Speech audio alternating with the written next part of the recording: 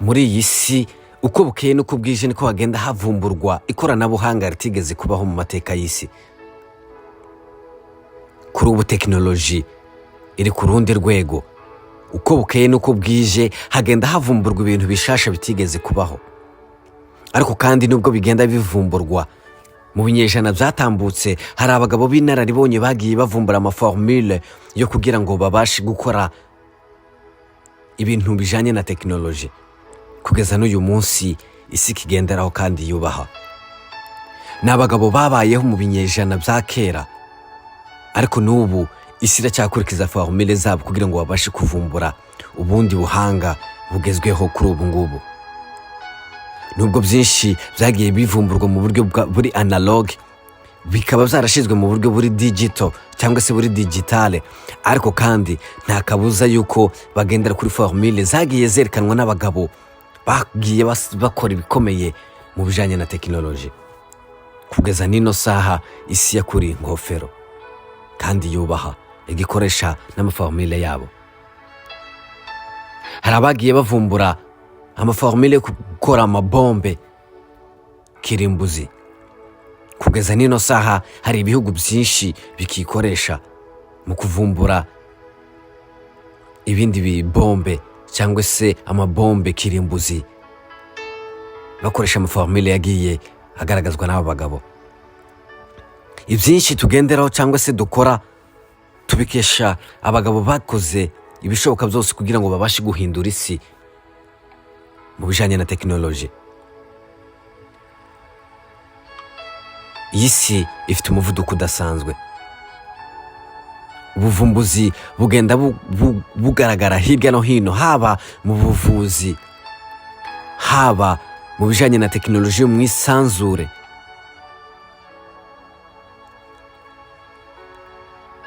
Ndetse haba no mu mibereho ya muntu. Mu bikoranabuhanga riri ku rundi rwego. Ariko mu nkundire uyu munsi tuzi kugaruka ku mugabo wagize icyo ahindura kuri ino si.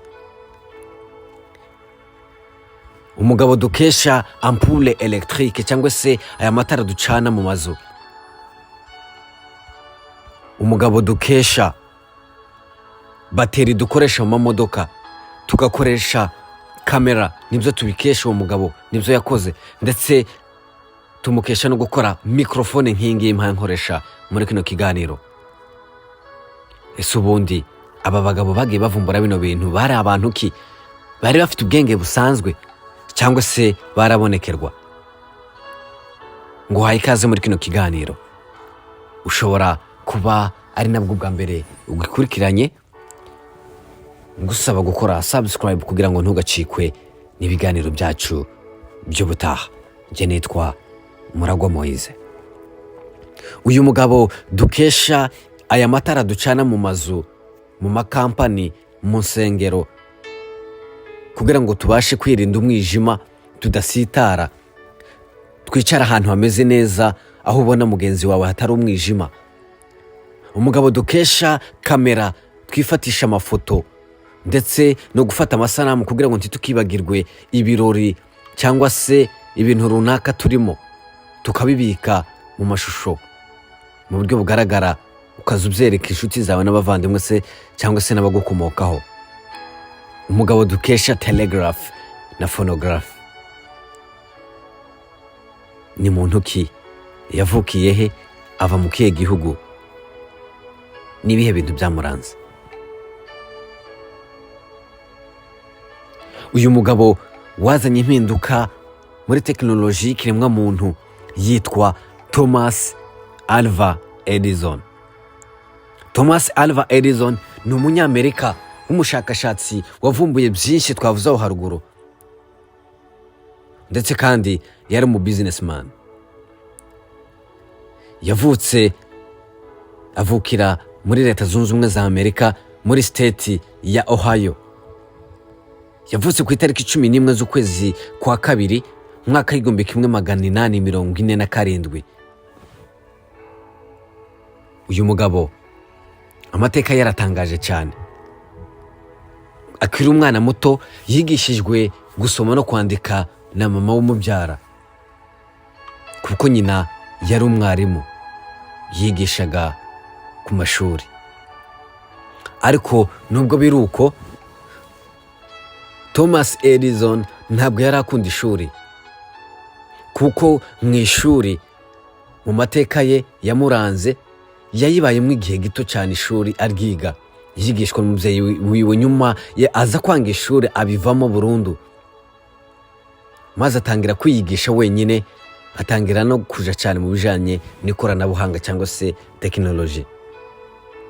Uyu mugabo ni umugabo ufite amateka akomeye kandi wubashwe cyane ku isi, n'izina rye nirurangiranwa ntirizigera ryibagirana. Niwe dukesha telegraph, niwe dukesha kandi phonograph, niwe dukesha bateri dukoresha mu mamodoka, niwe dukesha aya matara twatsa mu mazu kugira ngo tubashe kubona, niwe dukesha kamera dukoresha mu gufata amashusho cyangwa se amavideo, niwe kandi dukesha mikrofone dukoresha haba mu nsengero, haba mu ruhame rw'abantu benshi kugira ngo ijwi ryacu ribashe kugera kure.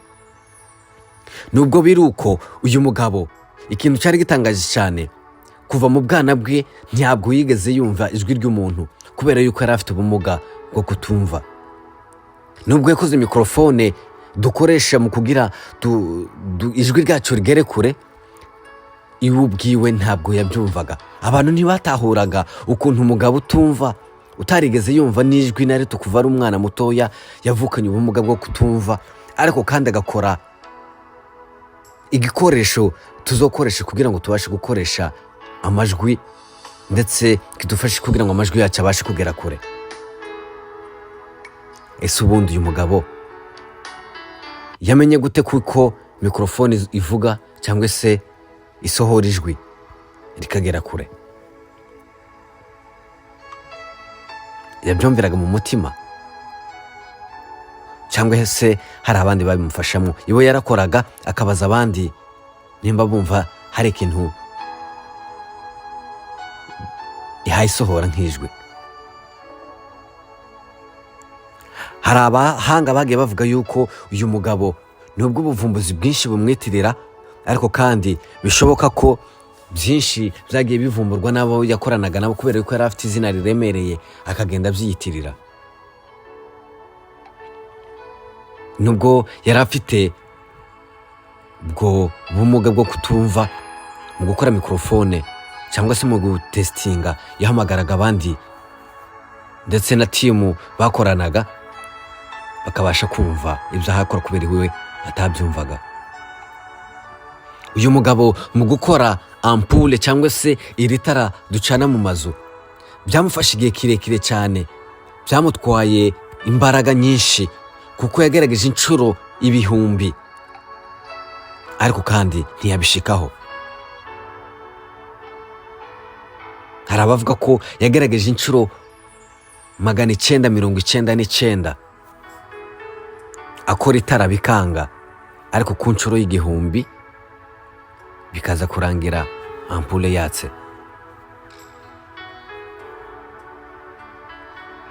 Mu byo yagiye yandika, agira abantu kudacika intege, abwira abantu gufokasinga ku byo bihaye kugira ngo babashe gushika ku ntego yabo. Ndabizi yuko uyu mugabo mu gukora ibingibi byamutwaye imbaraga nyinshi, byamutwaye amajoro menshi, byamutwaye amanywa menshi kugira ngo abashe kugera ku ndoto ziwe yifuje kugeraho. Ni abagabo bagiye bavumbura ibintu byinshi badashaka yuko amazina yabo azibagirana. Kuri no saha nuzoza ubona ufashe kamera, uzoza umenya yuko tuyikesha Thomas Edison. Nuzoza ubona ufashe mikrofone cyangwa se mu ruhame rw'abantu benshi baya bakoresha mikrofone kugira ngo tubashe kumva, abari kure babashe kumva, tubikesha Thomas Edison. Nimba utwara imodoka yawe,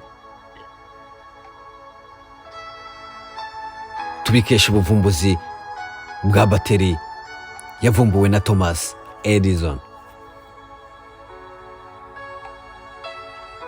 uyu mugabo ni umugabo wagize amaformule menshi ndetse ufite n'amabreve menshi kuko yari yemewe gukora kandi biciye mu mategeko ya Leta Zunze Ubumwe za Amerika. Abantu benshi ntibiyumvisha ukuntu umugabo utumva ashobora gukora igikoresho gisohora ijwi ariko ubwiwe atumva ijwi.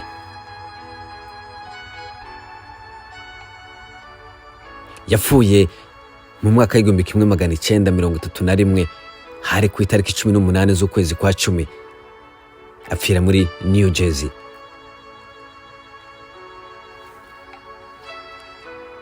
Nubwo uko imyaka 5 ishize amampule ubwo yakorwaga cyangwa se mu kinyejana cya 21 uko amatara hayakorwa cyangwa se ukomeze kuri ubu ngubu bitandukanye cyane no mu kinyejana cya 20 kuko mu kinyejana cya 20 twari tukiri muri systeme ya analog.